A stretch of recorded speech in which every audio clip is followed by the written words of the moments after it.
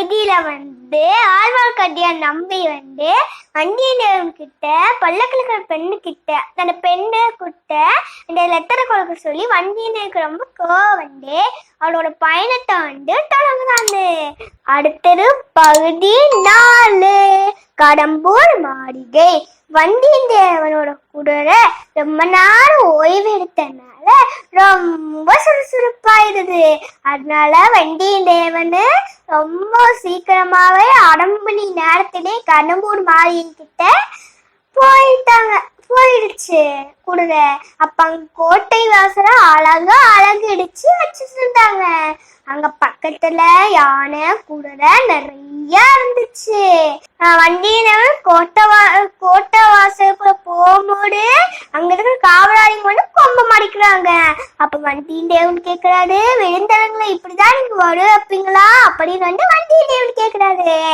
அப்ப காவலாளிங்க சொல்றாங்க, சம்புவ ராஜா விழுந்தவங்களை எப்போ வந்தாச்சு இதுக்கு முன்னாடி யாரும் விடக்கூடாதுன்னு கட்டையில விட்டுருக்காரு அப்படின்னு காவலாளிங்க சொல்றாங்க.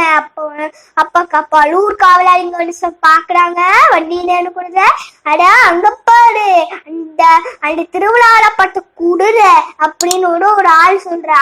அதுக்கு இன்னொரு ஆள் சொல்றா, அது குதிரை இல்லடா அது கழுத அப்படின்னு இன்னொரு ஆள் சொல்லிருக்க. வண்டியில ரொம்ப கோவம் வந்துச்சு. அவரோட இடுப்புல இருக்கிற வாழை எடுத்து லைட்டா குதிரை டச் பண்ணோன்னு ரொம்ப வேகமா அந்த குதிரை ஓடிடுச்சு. இந்த வண்டியின் தேவன் கொம்புலாம் ஊசிப்பட்டாடு. அப்ப அங்க இருக்கிற 40 காவலாளிங்க பார்த்து வண்டியின் தேவனை சுத்தி வளைச்சிட்டாங்க.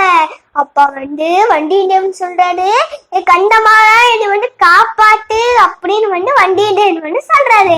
அப்ப சம்பள ராஜா சொல்றாரு, அங்க பாரு யாரோ பேர் கூப்பிடுறாங்க, சீக்கிரம் போ அப்படின்னு சம்பள ராஜா அப்படின்னு சொல்றாரு.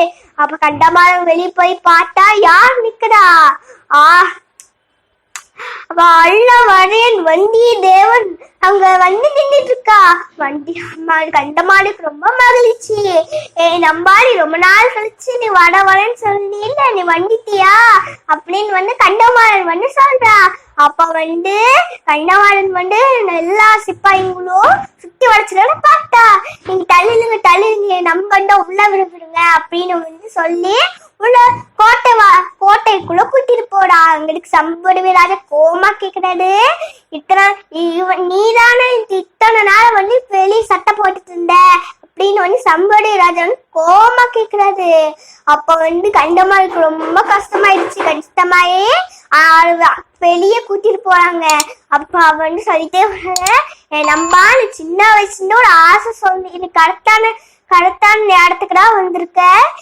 நீ ரொம்ப நாளும் ஒரு ஆசைப்பட்டியில பழுவேட்டையை பார்க்கணும்னு அவ எங்கடா இருக்காரு, நான் கூட்டிட்டு வா அப்படின்னு சொல்லி கண்டமாறன் கூட்டிட்டு போறாரு.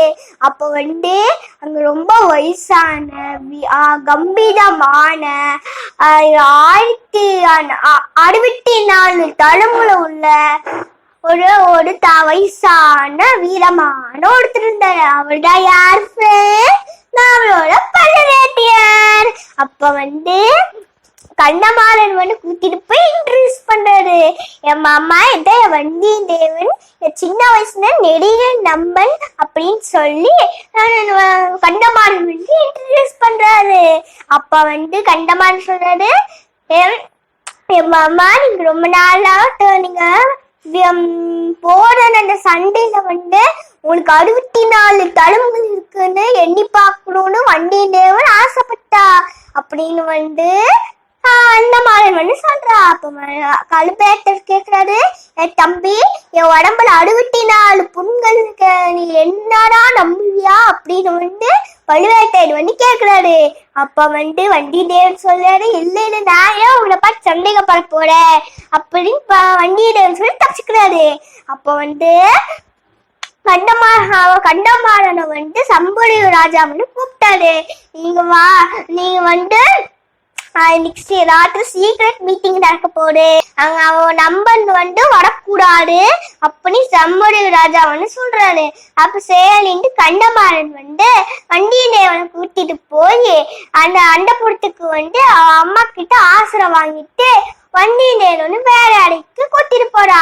அப்போ வண்டினருக்கு மனசுல ஒரே ஒரு யோசனை, நம்ம அந்த பள்ளத்துல இருக்கிற பெண்ணு நான் போயிட்டு இருந்துச்சு, அது இங்கதான் எங்கேயோ இருக்கணும் அப்படின்னு வண்டினர் மனசுக்குள்ளேயே நினைச்சிட்டு இருந்துச்சு. பகுதி 4 முடிந்தது. Bye friends.